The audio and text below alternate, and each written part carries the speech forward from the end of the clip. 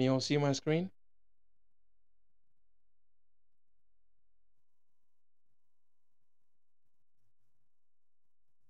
Fantastic. Okay.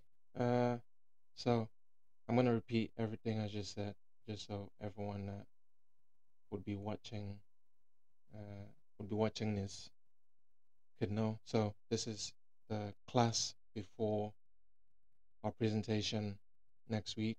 So in the presentation, you would have to condense your current assignment and translate that into a presentation deck. This is what a presentation deck looks like.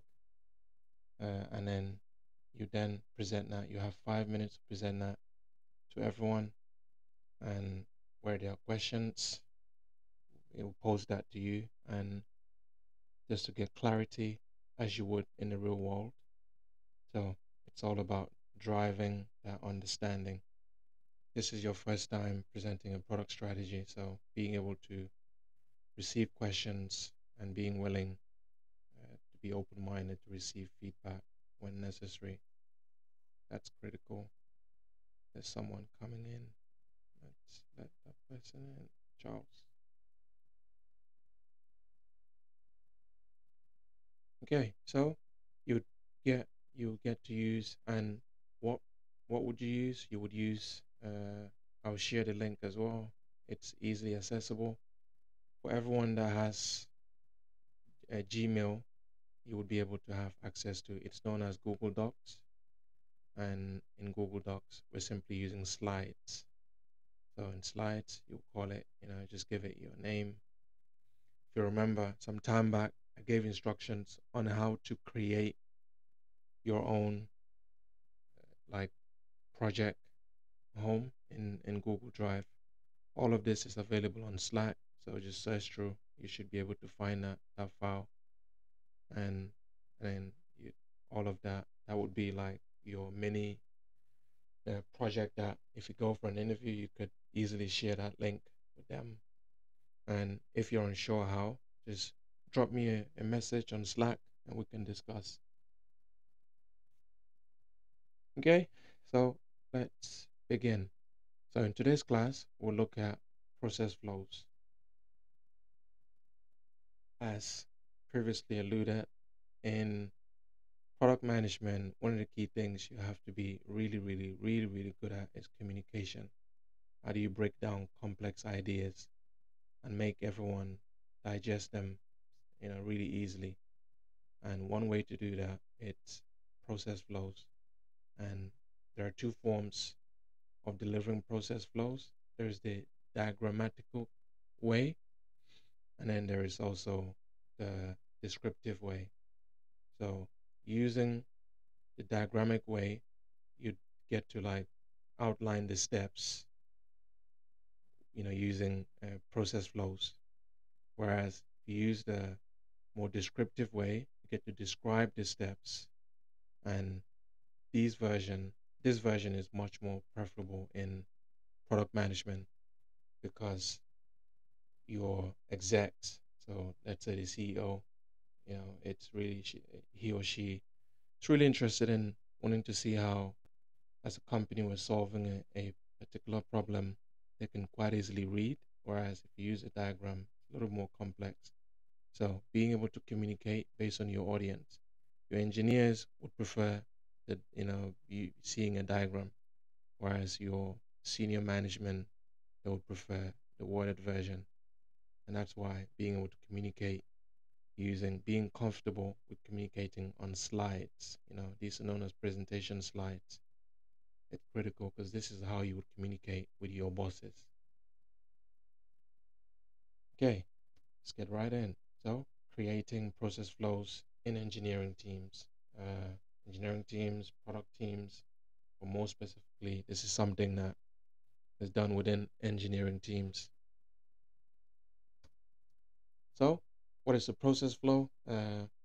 Process flows are essentially visual representations that you would use to be able to articulate what users are doing in a particular activity. For example, if a user is trying to register for a Facebook account, we can use a process flow to depict that journey, those steps. We call it a journey, right from going onto Facebook, for example. Let me illustrate facebook.com. I'm here.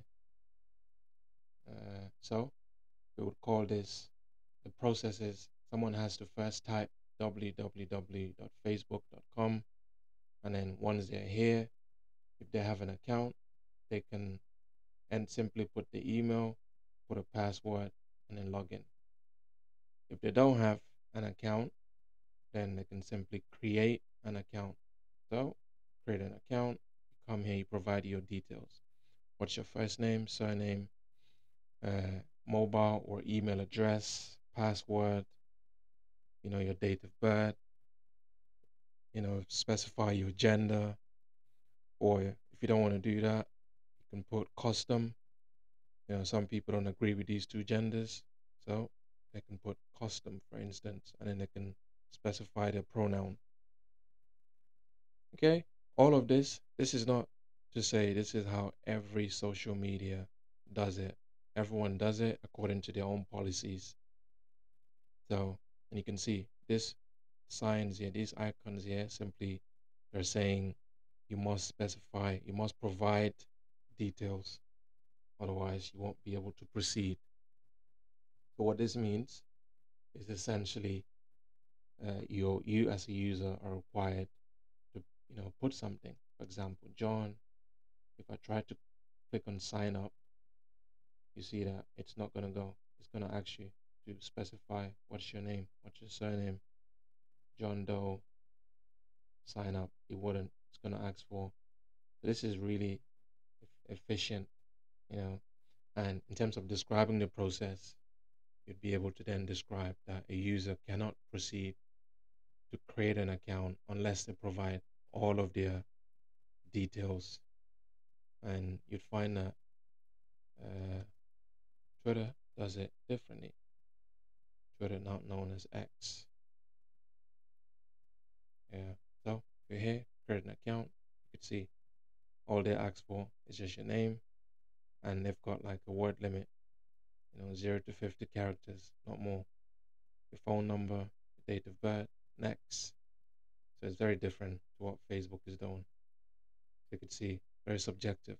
And as a PM, you can get involved in those conversations, and you would generally be thinking, how do we simplify this so users can very quickly create an account?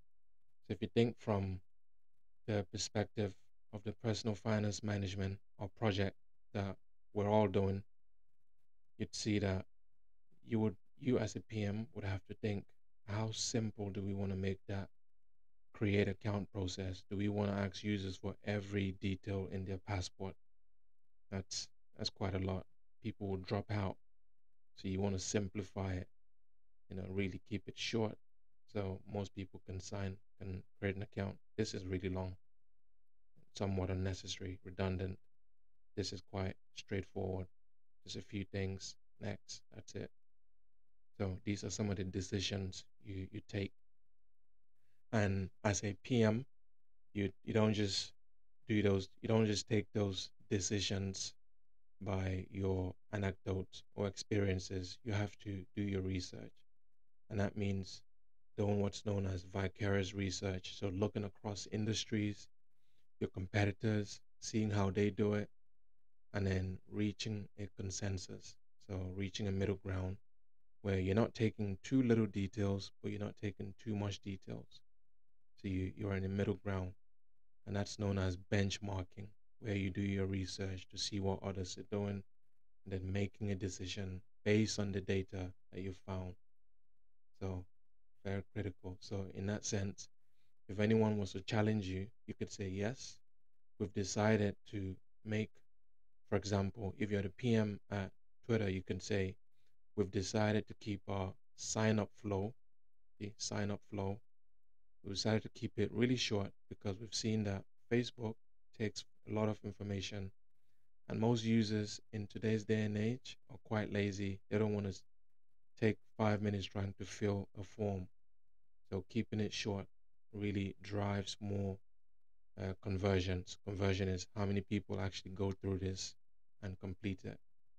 So to keep our conversion high, we've decided to keep the number of fields we require users to fill small. We've decided to limit that. So that could be your rationale. Always have a strong rationale for why you do what you do. Say PM, that's necessary. Nothing is done. You don't respond with saying, why did you do this? Why did you make such a decision? And your response should never be, because I am the PM. That means nothing. It should be solid rationale for why you do what you do. Okay? Uh, so that's just examples of process flows, why you would want to depict processes. And so these are very critical because essentially, if you map the entire process, so what I just shared was just one stage of the process, which is just a form. So completing that form, that's just part of the wider process. So you want to capture all the steps that are necessary to allow users to create an account, right? So from going on www.facebook.com, and then you complete that information, and then you move on to the next step, which is to verify, for example, your email or to verify your phone number. And then once that verification is accepted, you then move on to the next step. And then before you know it, you have a Facebook account. That's the entire create account process. So it's critical to have that process all mapped out because it allows for collaboration. So anyone within the business can give you feedback, especially if it's a new service. How do people onboard that service? That's really critical. So this is what it looks like, something like this. So the composition of a process flow. So you begin with right at the beginning, start, and then that's the process. This process here, it could be go to www.facebook.com. That's one step. The next step, click on create account. The next step, it's a decision. Does the user have a Facebook account? If the answer is yes, then they proceed to, okay, then all you have to do is sign in and then enter your sign in details. Then that's it, the end. Whereas if you don't have if you don't have a Facebook account, an existing Facebook account, then it's no. Then we ask you to click on create account. You provide your account details, and then if those details are correct, we can create an account for you, and then we take you back to the home page of Facebook. Do you have an account? If yes, now we can see that your account has been created. So you come back to the process. You simply go to sign in, and that's the end. So I've just used this. These are empty boxes. So in case you're wondering, you're confused or whatever, this is just an illustration. So a process would be the step that a user has to take. And this diamond here, it's known as a decision point. So whenever you see a diamond on any process flow diagram, all that diamond means it's you're being asked to make a decision. And whenever you see a square like this, traditionally it's been used to reflect a step, a process. As I alluded uh, earlier with Facebook. So you're here coming on www.facebook.com. That's one process. Click enter, and then landing on Facebook sign up page like this. That's another process. And whilst you're here, you're now faced with a decision. See, you have the option to log in or to create an account. That's the decision, and we can see that here. So that's where you would use this. If you were mapping out a process flow for Facebook, you would then use this diamond to say, does the user, the question would be, does the user have an account?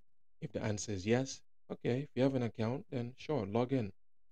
And if you don't have an account, create a new account. So it's a yes and no. Yes, proceed to log in. No, if you don't have an account, then you create a new account. And that takes you, it's like being at a crossroad. You have two options. This is a crossroad. You have two options. One takes you to log in, one takes you to create a new account. You must make a decision based on where you are as a user. If I was to come here now, I would choose the option of login. Most of us here would choose the option of login. So you create a process flow that captures essentially what all the steps are in the system. So it makes it clearer to help the engineers know what they're building. So when Facebook was first being built, let's say when Facebook wasn't launched to the public, that's what happened. They had to imagine this. So as a PM, you often do this before the product is even live. If you ask me to do a process flow for Facebook now, I could do one very easily. It's doing one when it doesn't exist. That's what, as a PM, that would be your daily, well, not daily, but your perhaps bi-weekly or monthly reality. You will have various value propositions that you try to simplify so everyone else can understand. And part of doing that is being able to articulate, what the end-to-end journey might be for this value proposition that you're proposing. And so you would use the compositions of the process flow, it's really straightforward. You have a start, and then the yellows here, these are your processes. The purple here are the same thing. Uh, these are also the same thing. The black here, it's a decision point, which is a diamond. Yeah, so every time you see a diamond, all that means it's a decision point. It means you're asking the user to make a decision. We'll see that in practice shortly. So, what are the benefits of process flows? One provides a clear overview of the task and your sequence. And the next thing is, it's really efficient. So, to streamline the workflows, reducing redundancy and errors, as you can see literally from start all the way to the end. So, that provides clarity and really helps in seeing the entire workflow. So, it reduces the chances of any errors because they're so individual. If there was an error here, you'd be able to go in and resolve it. And process flows also encourage collaborations. So you've produced this, you go to a meeting, and now everyone sees it. They can quite easily tell you, actually, we think there are more steps that you need to add, and you could quite easily add them. So that's collaboration. And in the real world, you would first create, your take. What is your idea of what the process needs to be, and then everyone else would chip in with their ideas, and then you build it into something that everyone can agree to, and something that makes sense. And lastly, it also facilitates analysis and optimization because that feedback that you're getting ultimately gets it to somewhere that's solid and that's desirable as a PM. You want to have your ideas fully firmed up and everyone buys into them. That's key. You don't want to be unilateral in saying everything you do is perfect and everyone disagreeing with it. So learning to communicate with, ideas using process flows would really help you.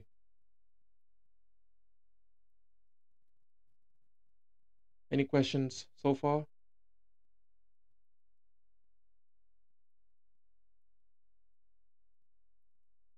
Okay. Tools for creating process flows. So you can call them process flows or flowcharts. It's all the same thing. So traditionally, as you've seen, the symbols that are used to represent the steps and the decisions. So these All of these are known as symbols. The square is known as a process, hence why I wrote it inside. Process, decision, all of that. You find that the start and the end, those are known as the start process, end process. So it's no difference. You could either use this or you could use a circle. So, but there's no difference. You can use a circle, circle to start, circle to to end, or you can use uh, a square as currently illustrated. It means the same thing. It's just the end process means everything ends there. Nothing happens subsequently.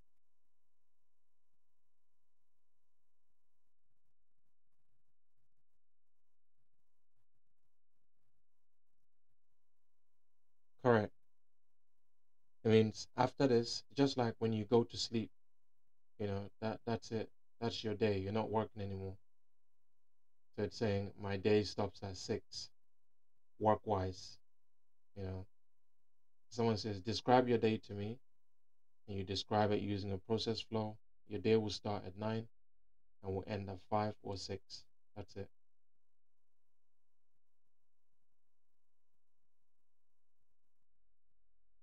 Hope that explains your question.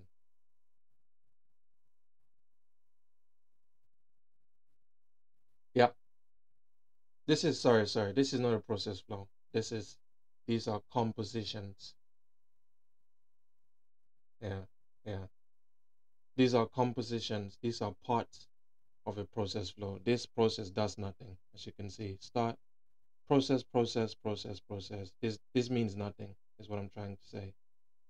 I've just used it as an illustration, yeah, to articulate a process flow. But this is not a process flow.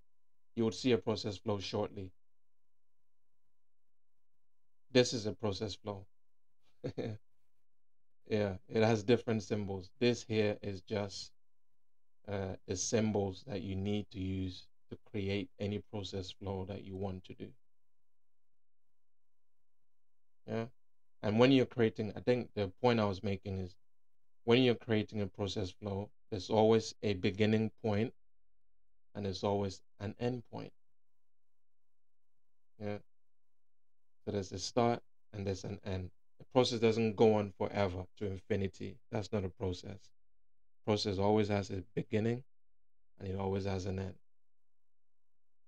And then the symbols you're seeing here with the arrows are just illustrative of how you can construct any process flow that you wish to do. This in itself is not a process. Please, I'm not sure I articulated that at the beginning. This isn't a process. These are compositions of a process flow. That's the parts that make up a whole within the process flow. Okay, great. Uh, so, how do you create a process flow? First, you identify the process. Now, hence why I gave that diagram. And you identify the process. The processes could be what are the things? Things are processes. If I say, tell me the process for making, and this is how you can practice. You can practice by, let's say, draw the process for how you make breakfast for your family. For example, what do? You don't just wake up and breakfast is ready. You have to do things for breakfast to be ready. Maybe you want to make an egg, so you have to get the eggs out from the fridge or wherever you keep your eggs, and then you have to bring out a bowl, and then you have to break the eggs, put them in, and then stir the eggs. Maybe you have to cut onions. You have to bring the onions out. You have to cut it, and then maybe you have to bring some oil. So these are all processes. These are all steps. And so when we speak of process, that's what we're alluding to. In technology, you also have to do those things. Customers don't just become members of your platform. They have to go through various steps in order to become members. They have to first find your website, www.facebook.com. Then when they arrive, we ask them, are you a member? If they say yes, we say, fine, go ahead, sign in. They say no. We said, great, welcome to Facebook. Please create an account. And then they have to give us their information. And then we have to verify and validate who they are. These are all steps. So that's known as defining the scope. What exactly are you doing? That's known as defining the scope and the boundaries. What are all of the things that have to be done? Those are boundaries. Where is the beginning? Where is the end? Boundaries of the process you want to document. So you define that scope, and that scope essentially involves listing the task. So breaking everything down into individual steps. So bringing out your onions, that's a step. Slicing the onions, that's a step. Pouring the oil in your pan, that's a step. That's what is known as breaking down the process. So you're aware of all of the steps that are involved to make an egg. So if someone gave me a phone call and said, could you help me make an egg? I'll be able to direct them. I'll say, do you have an onions? Or bring it out, slice it, okay? Bring out a pan, put it in your stove. All of these are steps. So you could see already that having an idea of your process flows, it really helps to, enable effective communication. And that's why it's so desirable. And by doing so, you could see that you can determine a sequence. You don't say, start frying an egg and you don't even have, eggs at home. So you can see that without that sequence of breaking the eggs, then frying the eggs is not even possible. So the same thing happens when it comes to tech. You need to have certain users don't just join your platform if there is no registration form on your mobile app or on your website. So there are sequences, and then users need to be able to make decisions. What happens if I already have an account? And that's a decision point. That's known as decision point. So you identify where decisions or branching parts may occur, and you do that. You illustrate that in your diagram by using, this is known as a diamond, by using diamonds. So if someone sent you a process flow, you should be able to understand that immediately and say, yes, that is a decision point, and that's universal. If you went to China and spoke to people about process flows, and they had diamonds in there, this is a diamond, they had this in there, then they have the same understanding as you do. That's a diamond. It's a universal language. Everyone sees it the same. Everyone understands this diagram here as being a process. So you never have to start creating new definitions. And in the context of frying an egg, this the first thing here could be finding your onions. And then this here could be slicing your onions. That's the steps. Each process represents a step. So if you have that understanding, I think that's really critical, that you have that each process represents a step. And and that's why if you follow this process, you follow these steps to create a process flow, then you should be fine. You should be able to read, you should be able to create, and you should be able to explain any process flow. So once you identify your decision points, you can then go on to use your chosen tools to draw your process flow. And then, of course, you can collaborate with your team or whomever you want to share the process flow with. So, what tools could you use to create? The tools you could use to create process flows. The industry, mostly, this is very old school. They use Microsoft Visio, but this is where Miro becomes critical. If you in the industry, if you say you know how to use Miro or Lucid Chart or Draw.io, BPM, and to create process flows, it's good. It looks good on you that you're of the new age. You advance, you understand how to use new technologies, and that's it. Good news is all of these tools are exactly the same when it comes to creating process flows, because the language is so universal. Like these icons, these symbols, they're all the same in all these tools. So you never have to learn anything new. It's literally the same thing. So let's go to one, for example, draw. This is free. And all of them, the ones that are provided here are all free. This is free. Decide later. So you come in, you could see, you could use this to be your start. And then this is your process. Always rectangle or a square, whichever you prefer. You use a rectangle, you could use a square. And then will be frying an onions. The process for frying an egg. And then of course I need to have an arrow. Arrows go in the direction of where you're headed.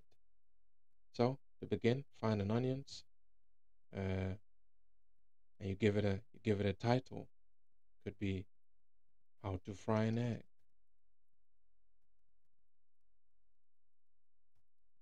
Okay,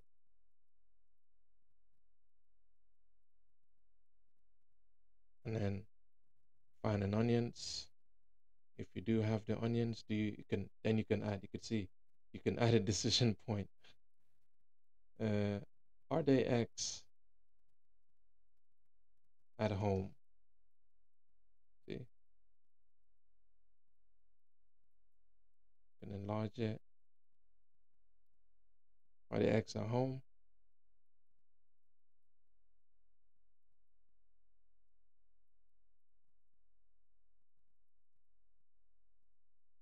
If the answer is yes, so that's yes, and no goes down.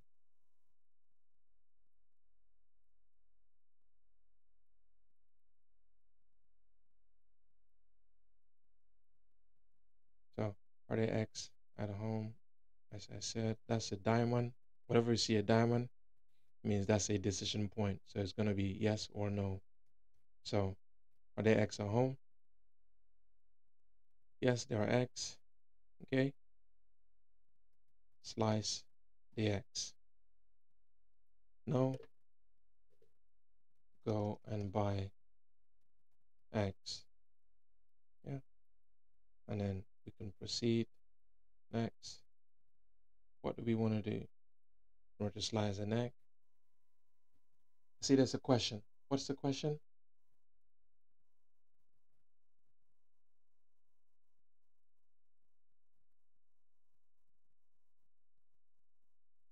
Mm-hmm.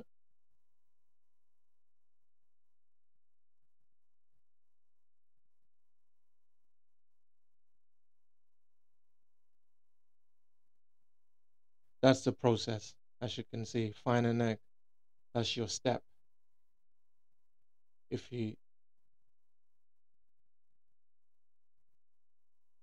correct.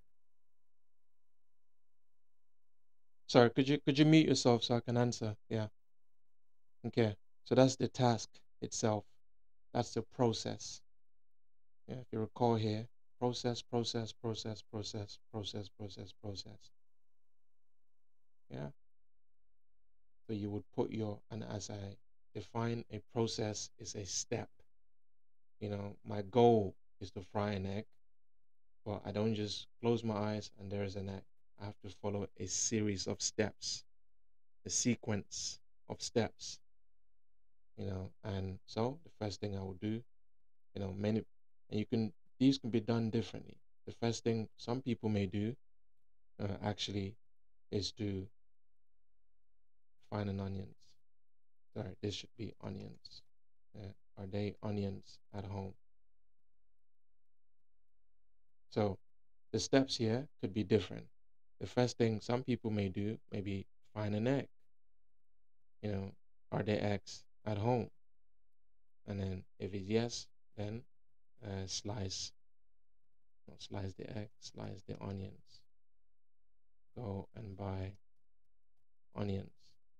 And then next thing, move on to the next process. Slice the onions, and then this here would then be find an egg. So you could see that I could have actually started with find an egg because that's the same thing. That's a process. These are all processes. And then this would be resemblance of everything we did there. So this would then be a decision point. Are there eggs at home? And then we say go ahead. If there are, proceed. If there are not, then you have to go buy.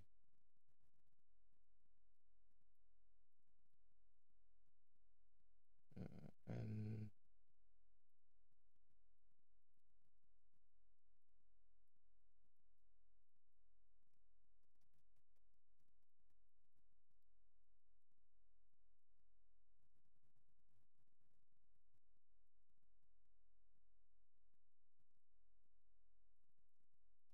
break the eggs. Yeah. So all the way, I will follow these steps all the way until it gets to actually me frying the eggs. So if I have everything I need, whatever ingredient I need, that's known as a step. An ingredient to make the egg is a step, So I'll go through all the way until I get to the end. There will be a series of steps that would have to be followed until I get to the end. So the various steps before I get here. And by doing this, you have the entire process. So this is the goal. Frying, not even how to be fry an egg or frying eggs, for instance. You know, uh, fry eggs, and that's the goal to fry. To fry eggs, and to do so, you have to go through a series of steps.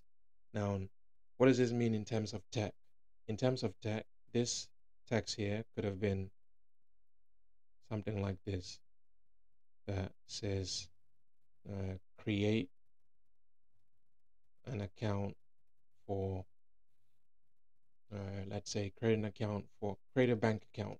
Yeah, that could be one. That's a process. Create a bank account or register for a bank account. Register for a bank account. Register for a bank account with, let's use, for instance, one of the neobanks, the likes of in the UK, we have Monzo.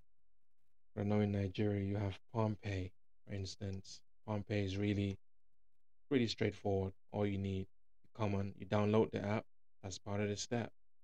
As we alluded, the first step is you must download the app. Download the Pompey app. And what do? You launch the app. So you could use interchangeably uh, whatever you can find, a square, a rectangle, they mean the same thing, but you have to be consistent. If you're using a square, use squares all the way. If you're using triangles, use triangles all the way. Don't, because it can send a mixed signal, be confusing. So tend to stick to one. Either you use a triangle or rectangles all the way. Don't use a mixture. So you launch the Pompey app and all the way. So you describe all of the steps, including the decisions where necessary. Yeah, so register for a bank account, register for a Pompey bank account. So those would be the steps that you take. So I hope that's clear. I'm not gonna try and articulate the full steps because that could be here for a while. But essentially, just to illustrate the idea that you must be able to identify the processes. You need to using examples from an egg. All process means is the task, what has to be done. So one of the tasks for Pompeii is to find and download the app. Once you do that, you can tick. That's the first step done. Download the app. So being able to communicate that using a diagram, you would do something like this. Okay. So Some tips for keeping this really simple. It's keep it, really simple. And one of the tips I just gave you was not to use multiple symbols for your processes because that could lead to lack of understanding of what you're doing.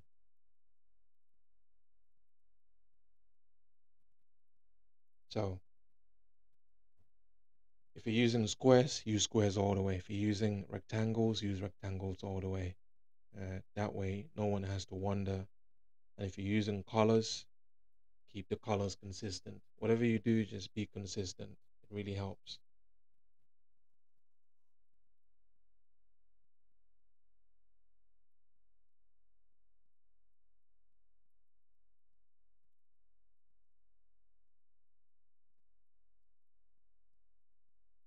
Right.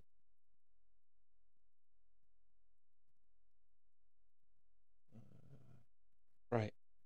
So the next tip is use standardized symbols. You've seen the symbols there. A diamond means it's a decision point. A square or rectangle just means it's just a process. It's just a step. To fry an egg, there are multiple steps. So that's just you use one diamond or square to represent one step. You don't mix three three steps within one diagram. As in, what I mean by that is you're gonna have to do this, all of you. So I don't want to see 50 steps within one process. That just means a process. As you saw with my example of frying an egg, I never added, I just said frying an onion. That's just one step. It represents one idea. I never said slice onions and fry it. It just slice the onions. That's one thing. So keep the steps, keep everything step by step. Don't combine, more than one ideas in one of your squares or rectangles. Keep it simple.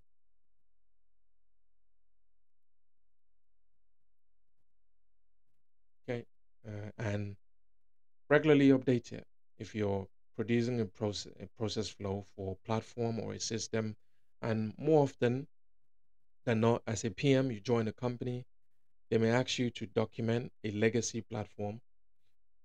And Godfrey has a great experience of doing this, where he documented several very complex platforms, and yeah, really complex platforms, SAP platforms, and he had to document, legacy platforms.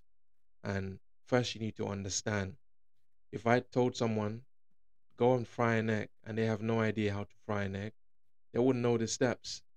So you need to then first learn how to before you can then document the steps. So Godfrey had to first learn the system, understand how the systems work, and then document how the systems work using process flows.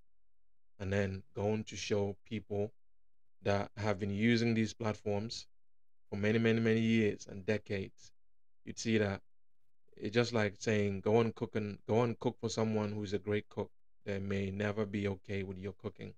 So that's what Godfrey had to do to go then share the knowledge using process flows. So you will get feedback, and sometimes that feedback won't be friendly because they know so much more than you do. So when doing process flow, it's key to be humble. Just keep a friendly attitude, and yeah, and just have a spirit of I want to learn. I don't know it all. So wherever there are errors, just teach me, help me. That's the goal is to map out the system. The goal is not for me to show you how great I am. So if you keep that mentality and that attitude, then you'll be fine. Any any company you join and they ask you to document a process flow for a particular system or a step or whatever it may be, you just need to keep in mind that you're trying to map that process so everyone can gain an understanding of what to do. It's just like someone asking me to go make, I don't know, go bake a cake. I won't know what to do. But if someone has created a process flow for that, I will be able to do it. I can follow the steps, and in the end, I will end up with something, quite good. So what I would advise you as you join any company is definitely seek to understand the platform before you begin documenting anything.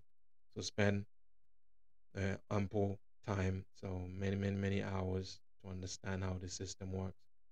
If you ask me to document, the Facebook registration journey, what we looked at, I will simply come here and spend some time trying to understand how it works. And in the end, I'll be able to document that.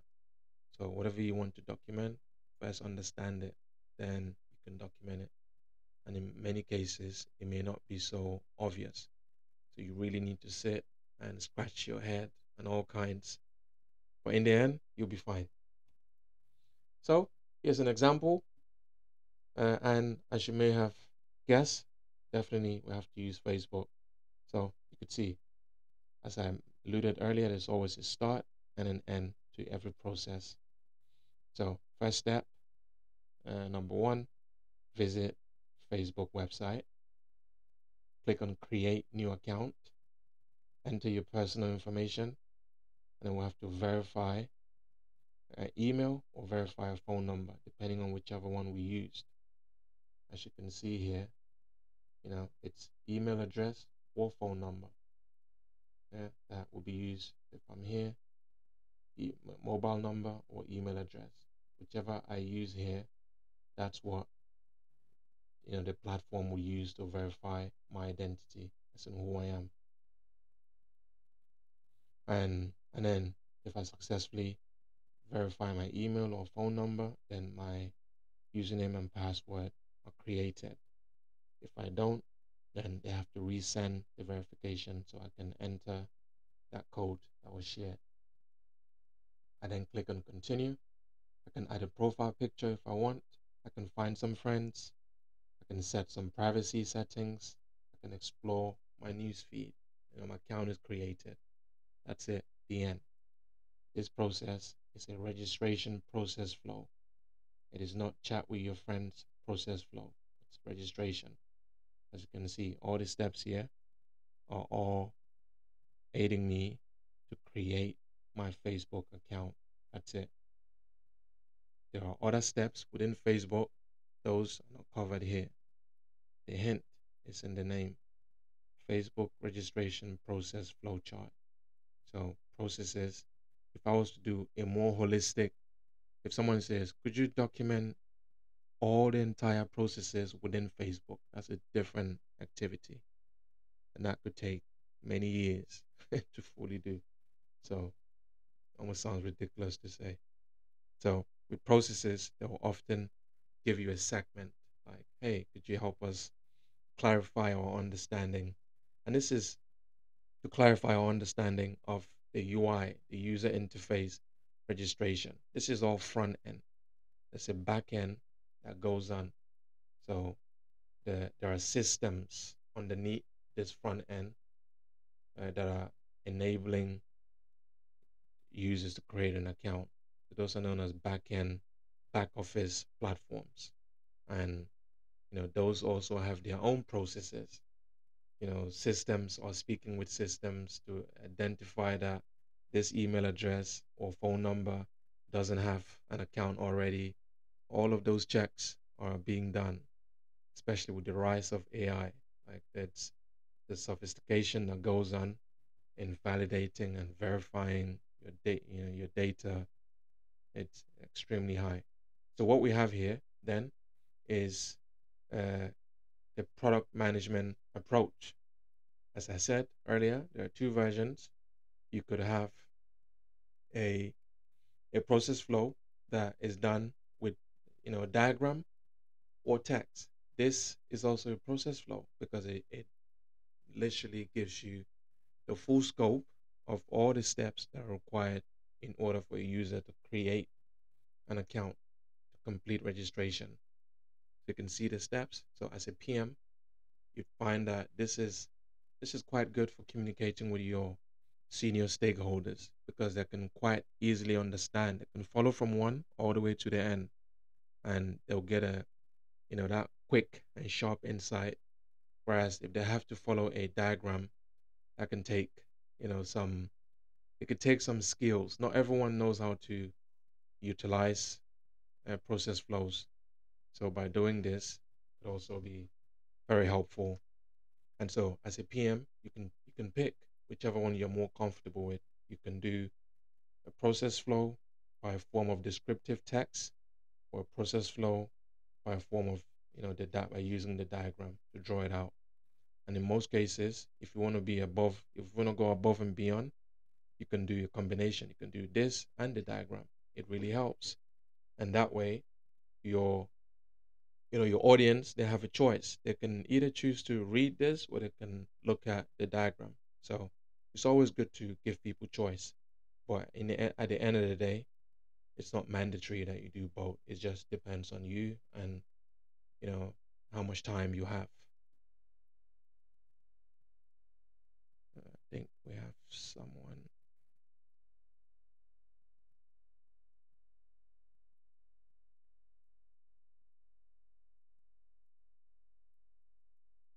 Okay, and this is a more complex version of this. This is very simple, very straight to the point.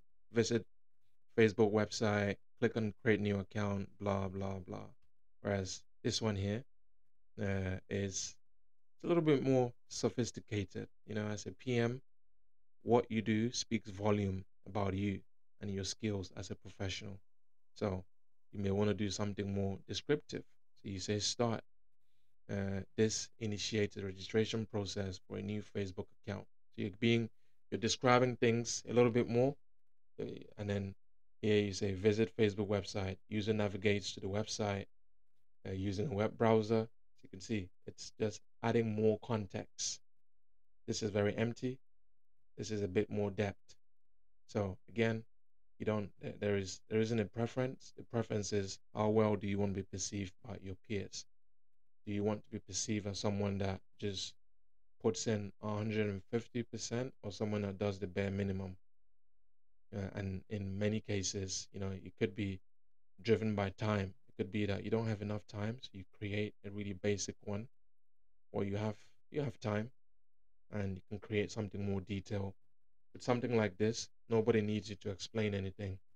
If they struggle, you've got your text explaining the details of how everything works. So you don't have to be there. As you send this to your boss, who perhaps, has traveled in a different country, and they receive this, they'll be able to quickly understand what the process involves and all of the details that are required. So again, just to illustrate, there is no preference for the two. The preference is you. You decide how much time you have, and also if you feel it's necessary. If you think this does the job, then you just simply create it, a very bare one. If you want to be a little bit more detailed, you can also do so. I'll share this slide so you have it for your reference. And then now, the other format, as I said earlier, there are two ways to communicate process flows. And the other version is something like this. So someone comes in to start, and then you ask them. So someone goes on Facebook, for instance, and then we ask them, "Are you registered?" They said, "Yes, I do have a Facebook account." Okay, proceed to yes. Do you want to log in?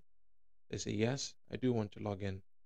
And then they come here. Do you remember your password? They say, "Yes, they do remember their password." Forgot password? No, you ask, "Have you forgotten your password?" If they say yes, then we have to ask them to set a new password. And if they say no, I didn't forget my password. So, as we said earlier, a diamond is a decision point, it's a question. So, whatever text is written in there, you have to read it as a question. So, have you forgotten your password? No, I haven't. Then I come here. Have you entered the right password? If the answer is yes, then that's it. I'm logged in. If the answer is no, then I'm returned to login, and I come back here and I have to reset a new password, and that new password is stored in the database. And then I then come here, provide a new uh, provide a new password, and then proceed to is that password correct? Yes, it is. I'm then logged in. So there's authentication is happening. And then where I haven't, registered, I'm a new user. Okay, I come here, new user. So question is in the diamond, are you registered? Answer is no, I am not registered. I haven't done this before. So I proceed to new user. Here I put in registration. So this is another form of capturing process. This just means data is being used. This is for very sophisticated users, mostly done by your system architects, but product managers, business analysts, data analysts, engineers, they tend not to use this level of complexity. You can just use simple squares all across. So whether you use this, if you know what symbols to use, as I alluded to earlier, if you remember here, standardized symbols. Ensure everyone in the team understands the meaning of symbols used in your flowcharts. So you don't want to bring complexities by now trying to be too smart, adding, a range of symbols. It just reduces understanding. So what you should do is really keep it simple. Use squares across everything. Okay, so here then you can see this is a square, but it just has these two lines. So and all it means is just there's data being captured in that process. That's all that means. But you don't need to use this. You can just use a square like this and just put registration. That is more than good enough. So once you capture the data, it's stored in the database. All data goes to the database. And then once that happens, the user sets a new password and then they can proceed all the way to logging in. And that's the end. As I mentioned earlier, there's always a start and a finish. And that's it. Any question?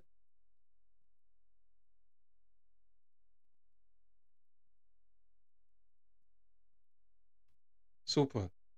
So process flows are an indispensable tools for business, product teams, engineering teams.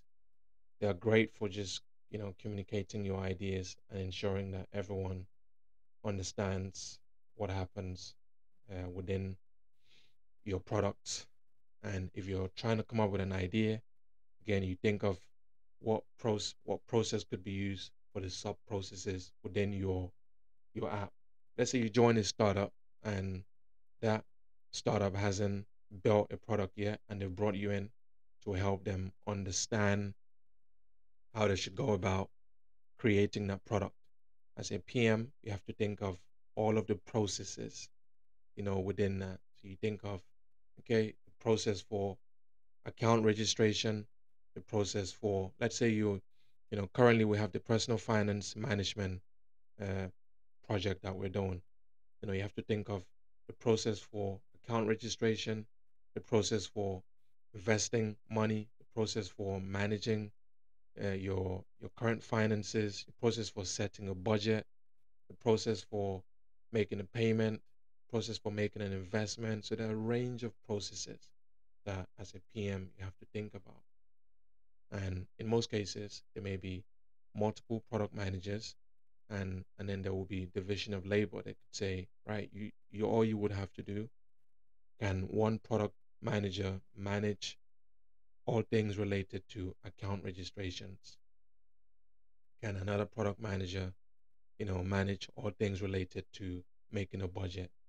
And that division allows for effective process management because then folks can go in and really understand, to a very high level how all of the processes should function. And then when it comes to speaking with engineering team or our business colleagues, stakeholders, it becomes, you now have mastery of how the process should function and interact with them within the wider product. and that really helps in terms of building the end product. Any question? Think we may have one. Uh, Someone raised. Yes, we're gonna.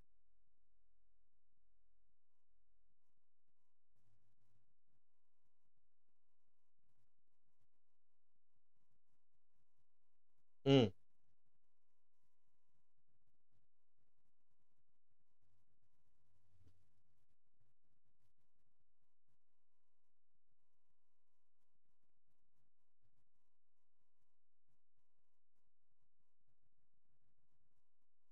Sorry, sorry.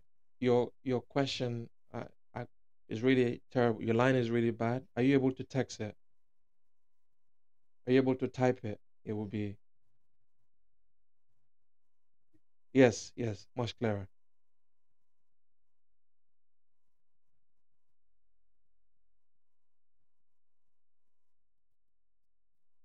Mm.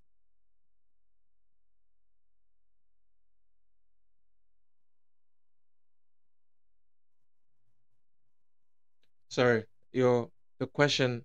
Sorry, I think you broke out there. Are you able to text it just for the benefit of everyone? Yeah,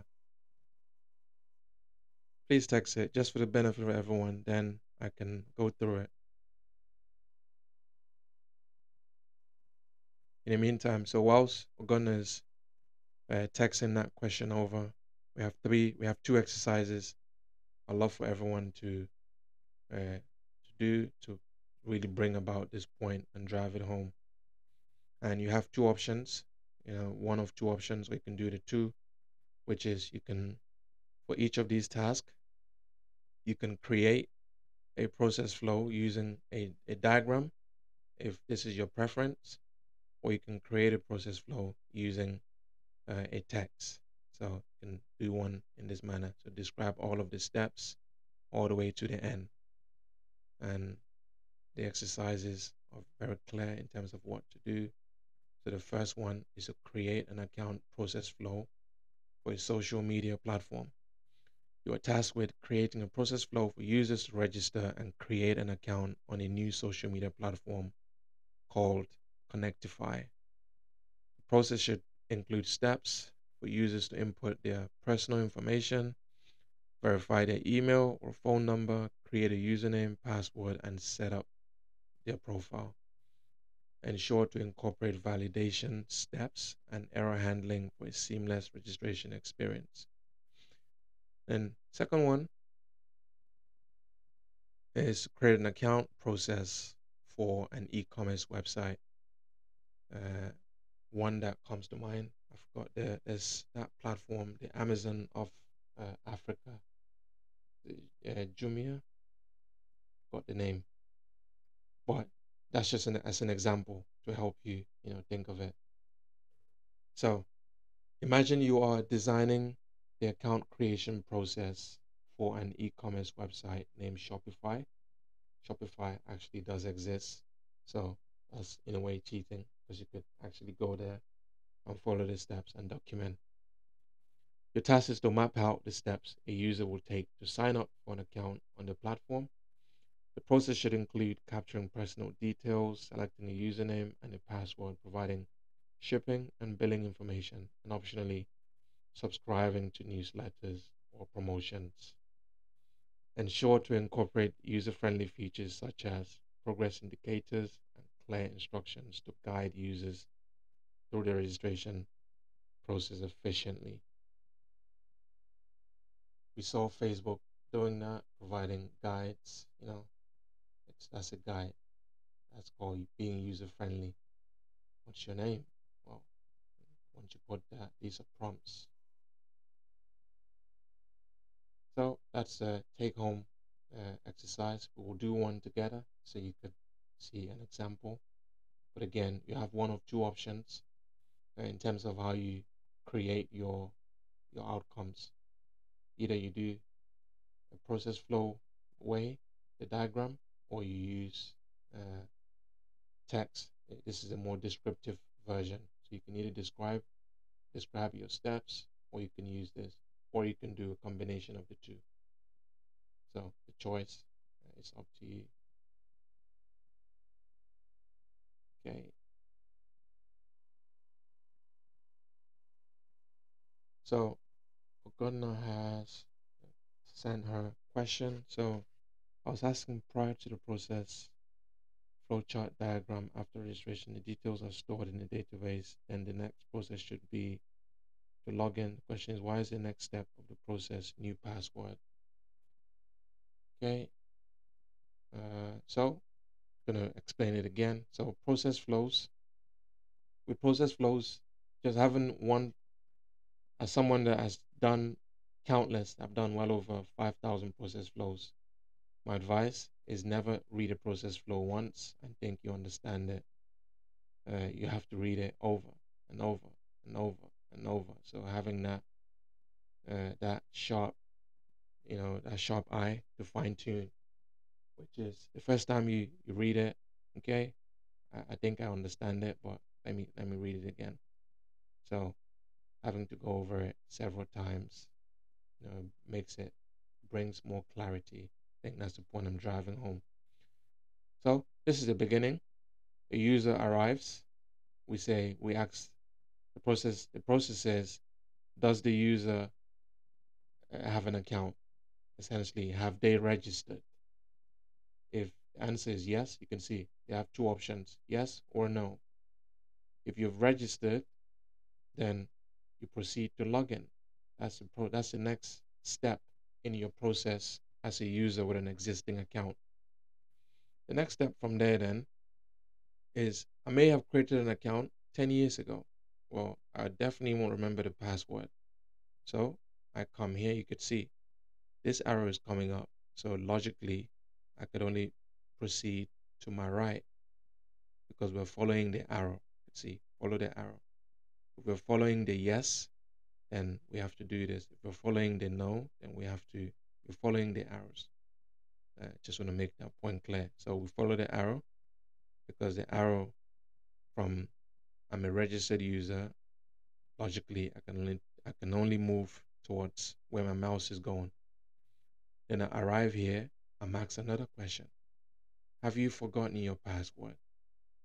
If my answer is yes, then I have to request a new password. See, request new password.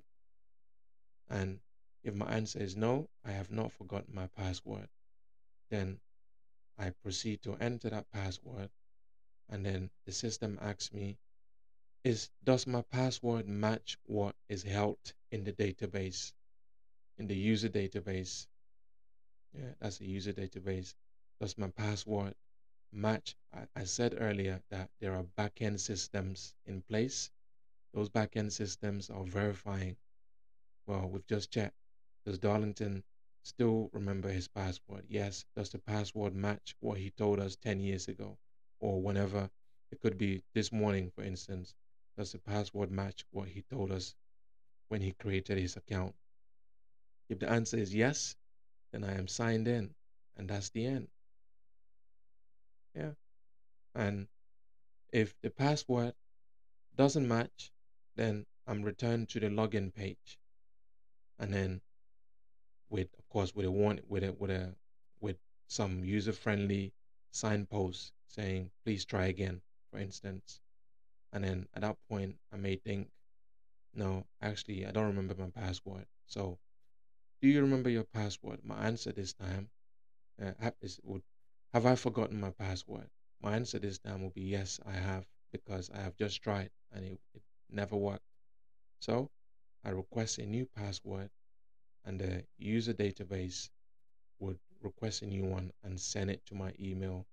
I follow the link and I have to set a new password now. So I set a new password and that password is correct. It follows the format that my password, all passwords, if you can just close your eyes and remember the last time you created a password, you don't just put in whatever you want. There's a format.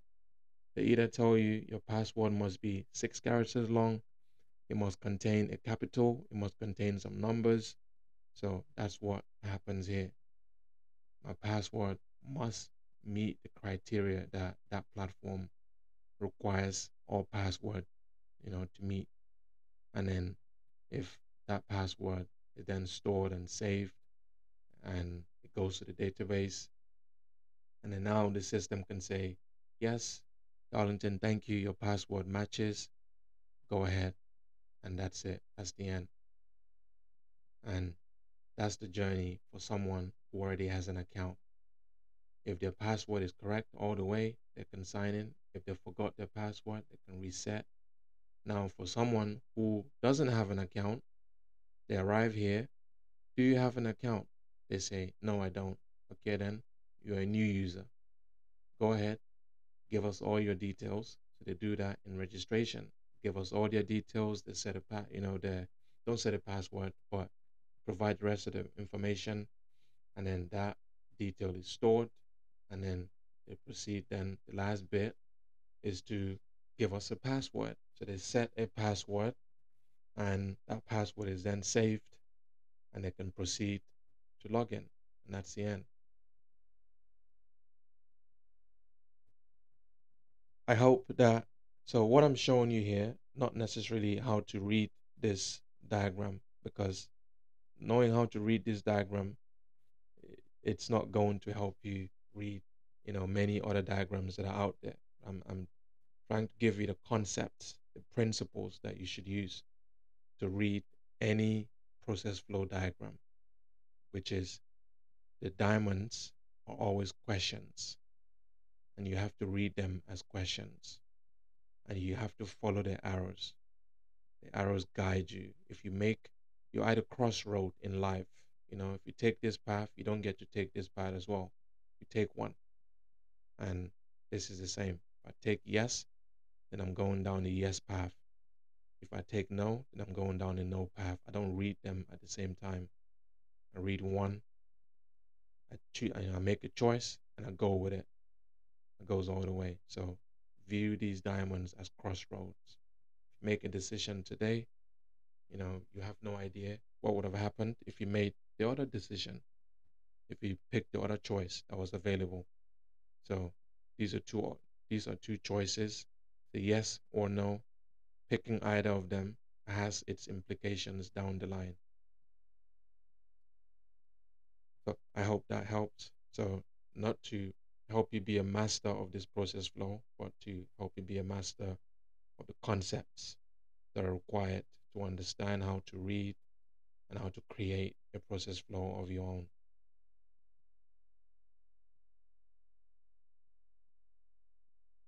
Okay, let's move on, do some practice. So this is, I believe, yeah, let's do one for, so I've given you these two as your take home exercise, and then now we can do one together for,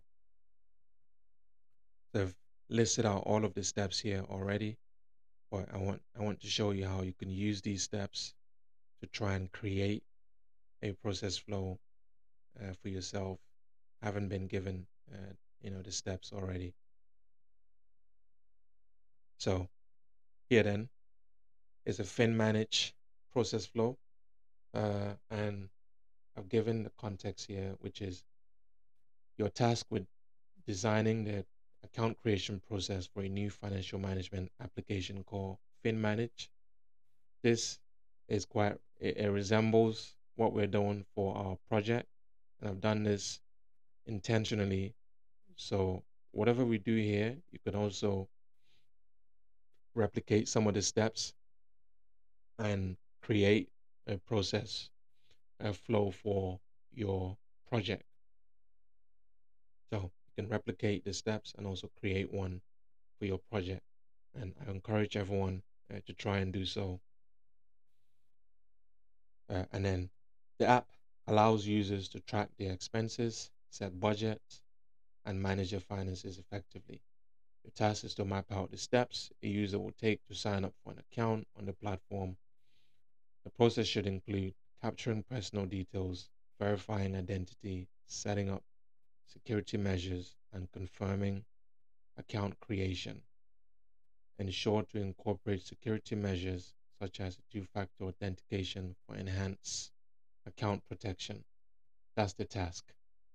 So then proceeded to say first thing in terms of being able to create an account, the user should, that's the beginning.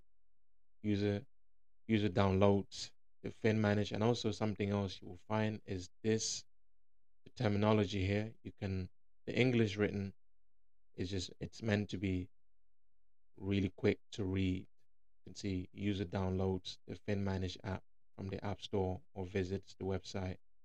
That's, it's very straight to the point style of English writing.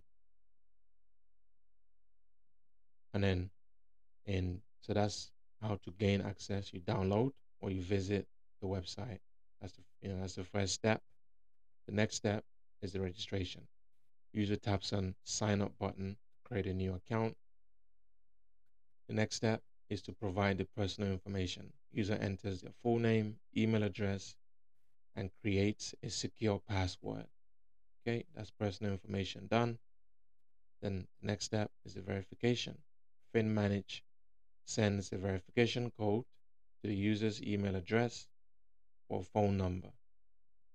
Okay, the next step, the user receives that verification code and enters the code to confirm the identity.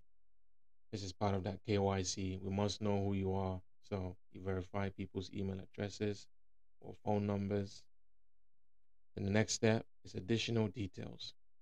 User provides additional personal details such as date of birth, address, and occupation for account verification purposes. And then the next step is security setup. User sets up security measures such as security questions and answers, or enables two-factor authentication for added account security. The next step is user agrees to the terms and conditions of using FinManage. The next step is a confirmation. Account creation is confirmed and user receives a confirmation message indicating successful registration. The next step is initial setup. User is guided through an initial setup process where they can customize your financial preferences, set up budget categories, and link bank account if desired. The next step is dashboard access. User gains access to the FinManage dashboard where they can begin managing their finances and tracking their expenses. And that is the entire process done. And what do we learn here? We learn that we can use this to create an entire end-to-end process for creating an account. This is just about creating an account. There are multiple processes that FinManage could do. This is just one of many to create an account. And so I can then share this with anyone in the business, and they'll be able to see what users have to go through in order to create an account. And then the next thing I want to do, since I can share this with the business stakeholders, I want to also create one that I can share with the engineering team. They don't want, engineers don't want to read, so they usually prefer uh, in this format.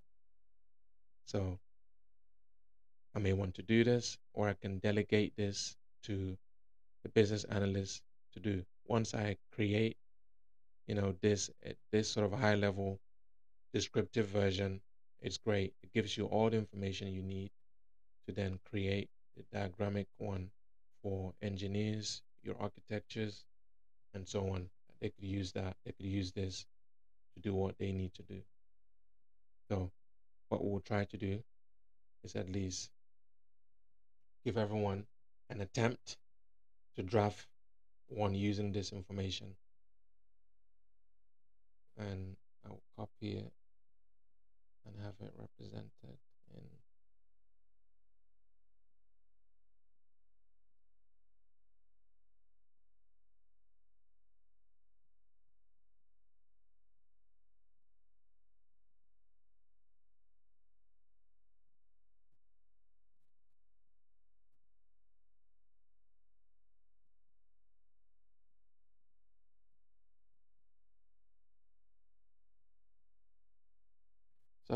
everyone, two options. I think for the sake of time, we don't have time for you to try and create that using Miro. So the first thing I would do is I would show you how you can do it at home with Miro for your exercises if you wish.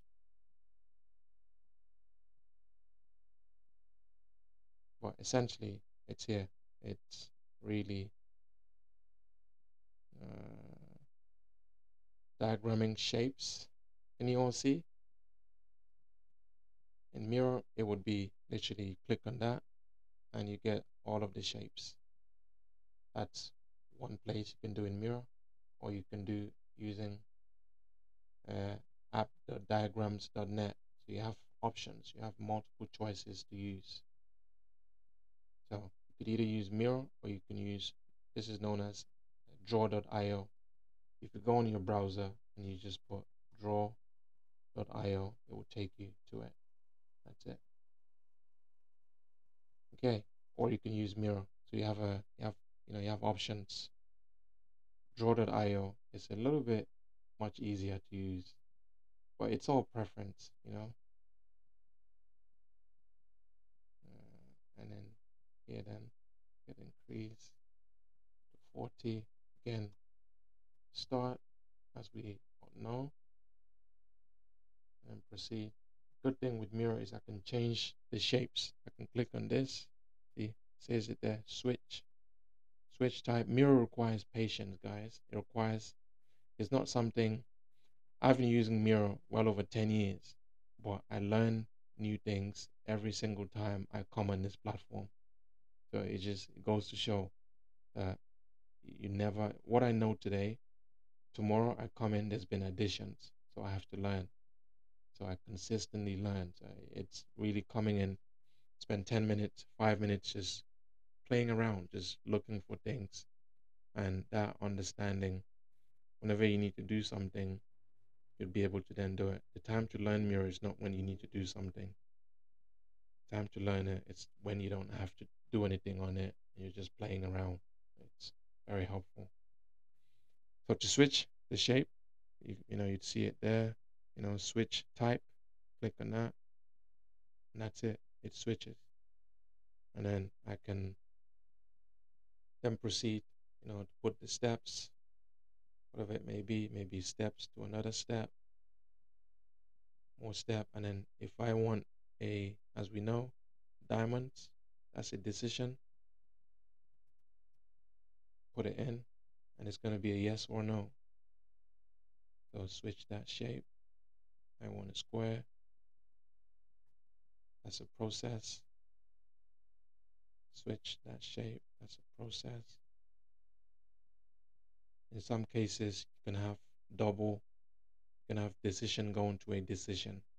For instance, you could have something like this. That's a decision. One decision leads to another decision. In some cases, it could be another decision. So, which is reflective of life. If I make a decision now, doesn't mean I'm not going to make one right after I've just made that decision. So, process flows are just representation of the steps that one has to take to achieve a goal. And so they're very much based on real life. And then from there, I could then go on to, process. And then from here, that could be it all the way to the end. And that's it. And closing that's it. That's my process. And in many cases, this could lead to more processes down, more processes down, more processes down. That's it. So we have this.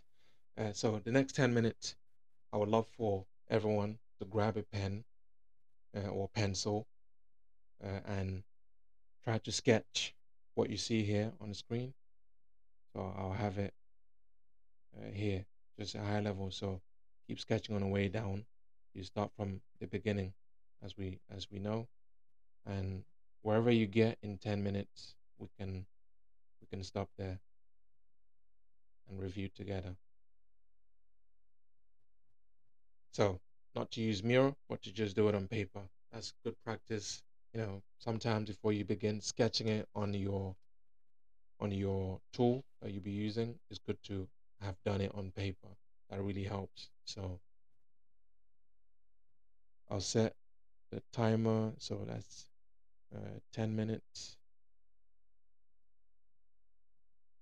Let's go, guys. Is that clear? Any question? I've got the exercise here that we're doing.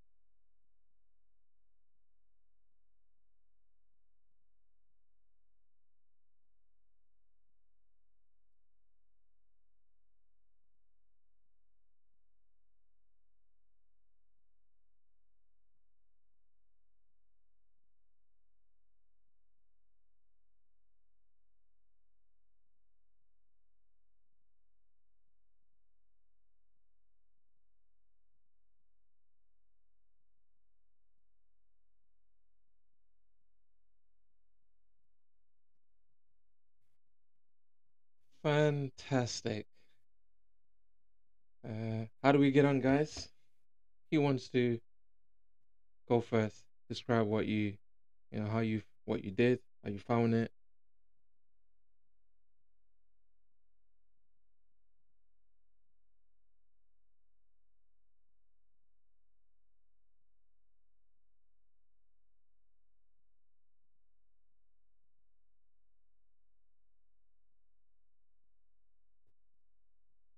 Ola, if you want to give it a start, tell us what you did. How did you find the whole process?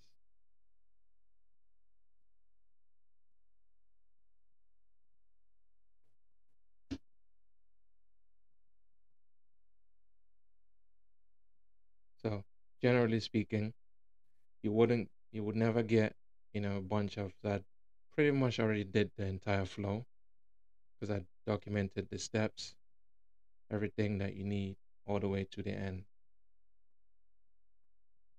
What you would traditionally get to do a process flow would be just this. You get a prompt like this, and then you would take this prompt and then have to think out. The first thing you would do is to think of the processes that are involved. So write down those steps. As we learned, it's all about the steps. What are all of the steps that are involved in order to fulfill the task? The task is to create an account process flow for a financial management app, and it's short form for FinManage.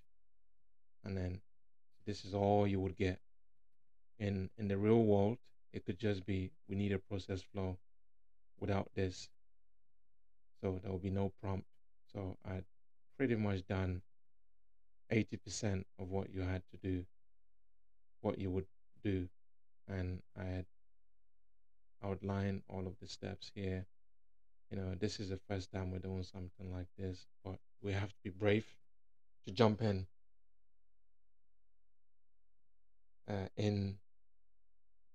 the take home exercise. You would Everyone would have to do what essentially I had done here. All of this, you have to go through and identify the steps yourself. You have the prompt. So for task one, you have the prompt. For task two, you have the prompt, and you would have to create that process flow.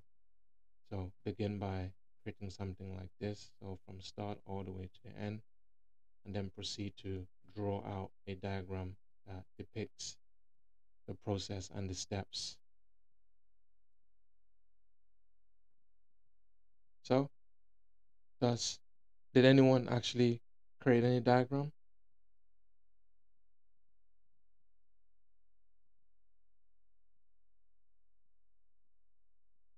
I'll take that. I said no, which is fine. I'll do a recording of me. The thing, guys, is I don't want to do everything for you. If I do everything for you, you will not learn. This is about challenging everyone to, go to that next level. If I do it all for you, you will have the answers, but you won't. Yes, yes, I can hear you.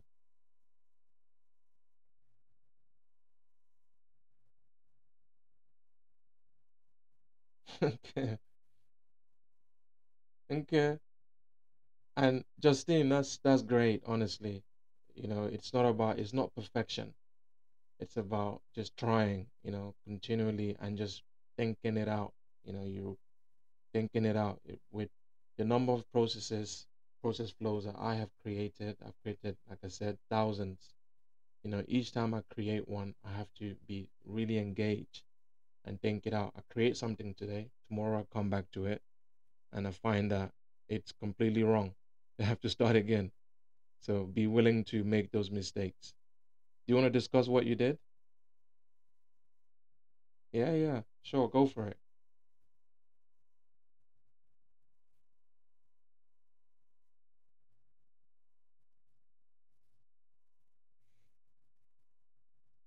Mm, yeah,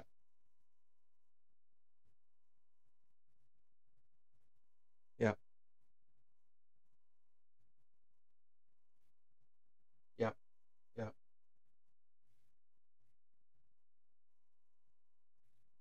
Awesome. Yeah. Awesome. So what does your diamond do? Okay. Mm,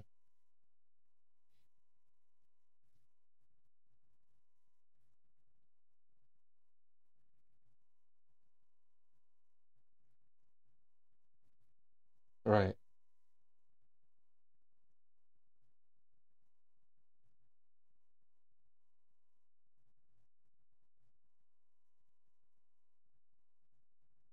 Mm,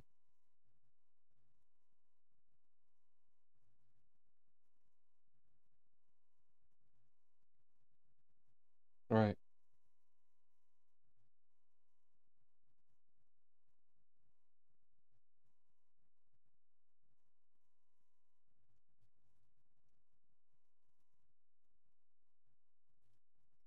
Mm.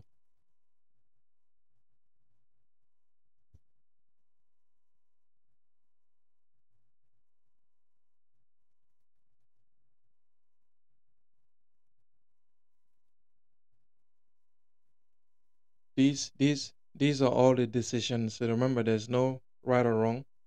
Yeah. Yeah. And so you as a PM can make those decisions. And remember, one of the key tips for making effective process flows is you get that regular. You seek feedback. So yeah, and regularly updating it.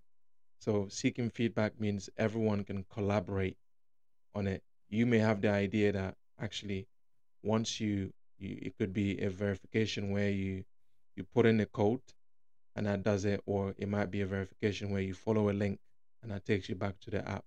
And so it's being comfortable with not knowing what to do and still being able to proceed. Yeah. Yeah. So I've just from what you've just said, I've quickly put, can you see my screen? Yeah, so just simply look, put start, download fin manage. You have to then launch the fin manage, and then it's not decision point yet. I mean, it could be. So once you launch it, you come in, we say, do you have an account? So it might be, could literally frame it like that. Do you have an account? And if it's yes, if as a user I do have an account, let's make this bigger. So if I do have an account, then we know that we can say sign in, right? If you don't have an account, we say create an account, right? And once you create an account, you're going to have to sign in. So we can put the arrow there. Once you create an account, we take it to sign in. And then what happens next? You come here, it could be, uh, so create an account. We could extend this a bit, yeah, and drag this here. And then here we say provide your personal information. Yeah. So do you see what initially I did? Uh, I had thought of going from account to sign in. So that's what it is. It's consistently interacting with yourself and no, that's not right. Move it here. That sort of changes. And that's why what I do today, I come back tomorrow, it might be a bit different. I might have to optimize it. So, you know, being willing to make decisions when you're not clear, that's part of it. Because if you wait until you're clear, you will never begin. Yeah. Yeah. So,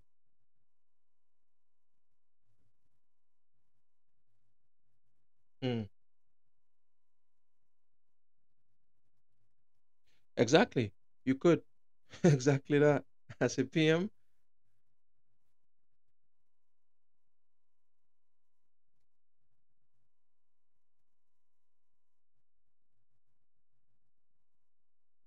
correct.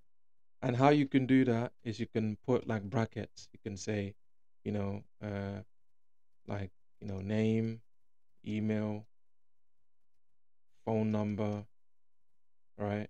And then Next, you can say, actually, we keep like password that's different. In which case, we have to move our goalposts, right? Then that takes us back there. So we can keep going. We can add many more things. Yeah. As many as you see fit. And then whilst you're reviewing with the team can say, yes, we agree. Actually, there's no change to be made. Or actually, let's keep all the information in one form. You see, so it's literally create everything that you think is right, and then you go through it, you review. It's not just you do it once and yeah, it's perfect. That's it. It's you review as you're thinking, and I love the way you're thinking because that's the process of creating this. Everything isn't just clear in your head when you're doing this. Yeah. So well done. That's a great attempt. And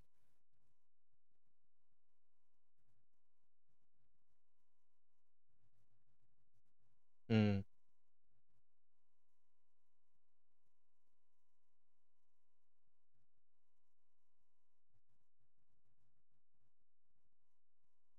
uh, set, yeah.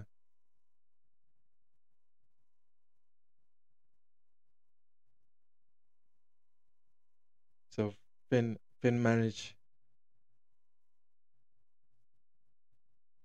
Yeah.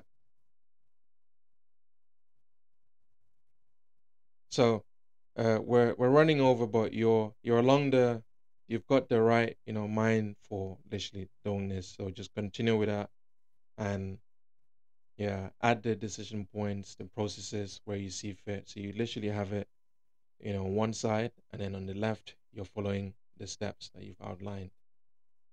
Yeah, well done. Yeah, I'll also create a video of me doing one and share probably on Tuesday. So give everyone at least a chance to try and do this, and then you can, you know, compare it based with what I have done, and that way you've at least attempted it. Well, as I said, as a PM, you have two versions.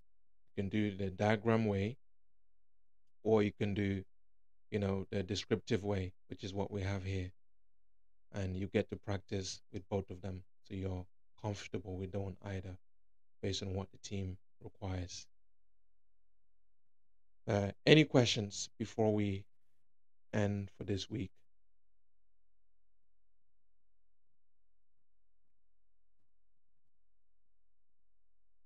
Okay.